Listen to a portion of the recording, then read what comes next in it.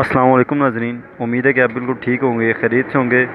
और इस उम्मीद के साथ आज आपको एक नई चीज़ बताएंगे इस वीडियो में।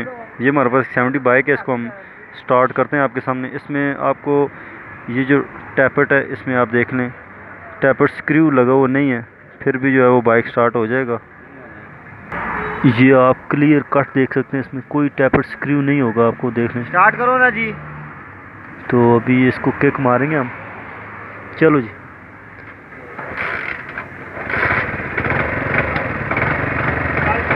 वाओ क्या बात है, ये देखें।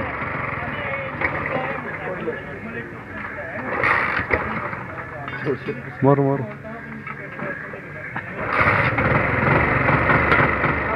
ये देख रहे हैं, ये बाइक मिसिंग भी कर रहा है, मगर ये है कि बाइक स्टार्ट हो जाता है टैपेट स्क्रू के बगैर भी।